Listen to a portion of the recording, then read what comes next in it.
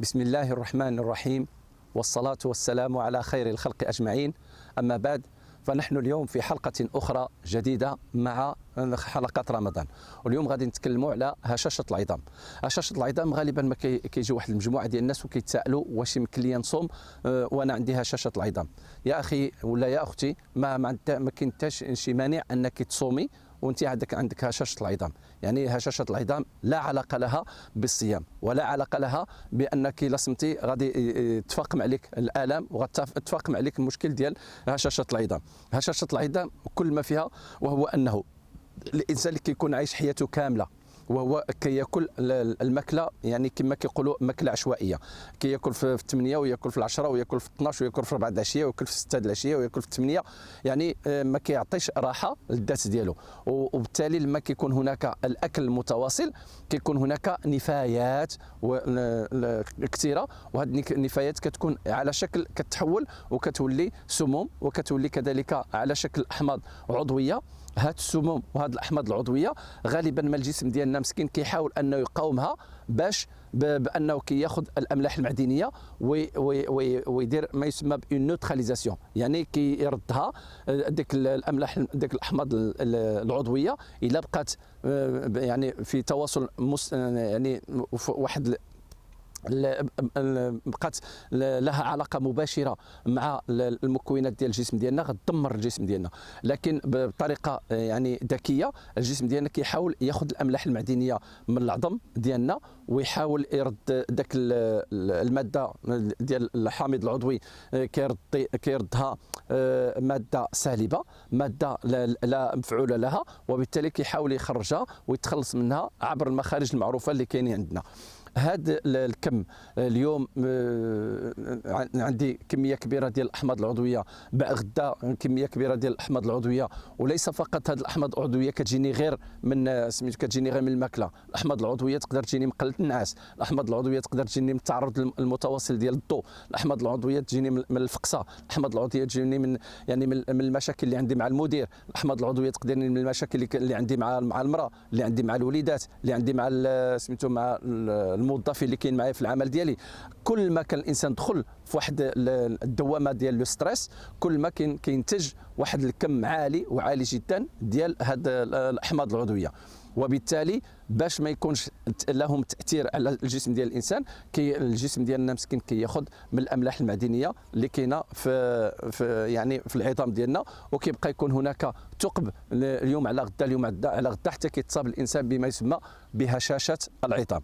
اذا قال لك اذا عرف السبب بطل العجب. لما عرفنا بان الهشاشه العظام الاصل ديالها هو السموم اللي عندي في الذات ديالي، الاصل ديالها هو الاحماض العضويه اللي كاينه في الذات ديالي، اشنو هو الحل؟ الحل هو ان ما نخليش الجسم ياخذ الاملاح المعدنيه من العظام ديالي، ونقوم باشياء اللي من خلالها يتم يعني الدحر او لا يعني لا نوتراليزاسيون ديال دوك الاحماض العضويه باملاح معدنيه تكون خارجيه. فالوجبات الغذائيه تكون على شكل عصير ديال الخضروات، وحنا كنعرفوا بان العصير الخضروات غنيه بالاملاح المعدنيه. فاذا خديتي مثلا الحريقه غنيه بالاملاح المعدنيه، اذا خديتي لابخيل غنيه بالاملاح المعدنيه، اذا خديتي مثلا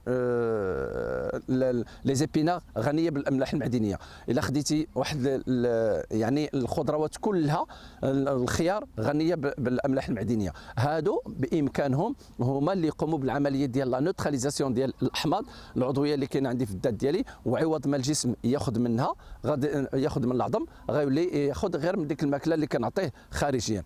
اضافه الى ذلك فالكم ديال النفايات اللي كاينه عندي في الذات ديالي باش غادي نخرجوا بالصيام، وان تصوموا خير لكم ان كنتم تعلمون. اذا الموالين هشاشه العظام افضل هديه غادي يقدموها للذات ديالهم، وهو انه يصوموا. علاش غادي يصوم؟ باش يرمي دوك النفايات. علاش غادي يصوم؟ باش يرمي هذوك السموم اللي كاين عنده في الذات ديالو. ولما تخوى الذات كتولي اي حاجه عطيتيها للجسم ديالك ممكن انها تنوتراليزي هذاك البقايا ديال الاحماض العضويه اللي كاينه في الذات عندي.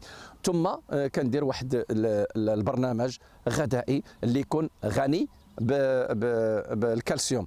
والبرنامج الغذائي اللي كيكون غني بالكالسيوم، الكالسيوم عندنا غير في المعدنوس، الكالسيوم عندي غير في الكرافس. فالمعدنوس والكرافس الماء كديرو معاه على شكل عصير وكنشربهم. الكالسيوم اللي كاين في هذاك المعدنوس كله كيتخاد 100% بالجسم ديالي. ثم عندي كل نهار نتعرض للمشي ديال تحت الشمس. كل ما تمشي تحت الشمس كل ما واحد داك الكوليسترول اللي عندي في الذات ديالي كيتحول الى فيتامين دي، وحنا كنعرفوا بان الفيتامين دي والكالسيوم والمغنيسيوم هما مواد جد مهمه ومواد جد مفيده لجسم الانسان. وهذا الكالسيوم والمغنيسيوم موجودين غير في الفواكه الجافه، كذلك في البرامج الغذائيه ديالي تكون عندي فواكه جافه. فإلا درنا قراءه الكلام ديالي عندي المشي تحت الشمس وعندي الرياضه وعندي كذلك الاكل ديال اشياء مفيده. وهذا الاكل ديال الاشياء مفيده نفرقها على جوج الوجبات، الوجبه ديال الافطار والوجبه ديال السحور. اشنو غناكل في الافطار؟ غناكل يعني الفواكه ثم غادي نشرب العصير ديال الخضروات، الفواكه ثم العصير ديال الخضروات. والناس اللي عندهم هشاشه العظام يزيدوا معهم واحد الكاس ديال العصير ديال المعدنوس باش يقوي هذاك الكالسيوم في الذات ديالو.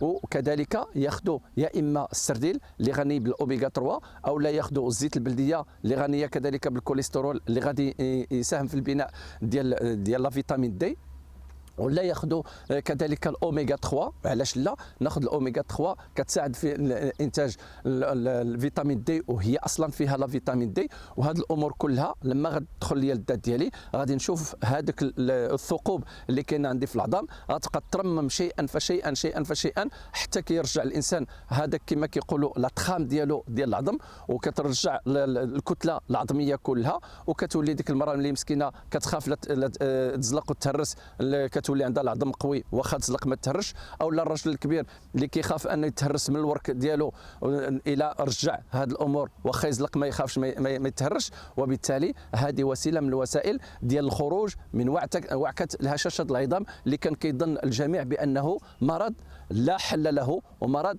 لا علاج له. الان كيتبين بان هشاشه العظام ممكن يكون لها يعني العلاج، وممكن ان الانسان يخرج من الوعكه اللي كان كيعاني منها خلال سنوات. لكم مني افضل تحيات الدكتور محمد أحسين.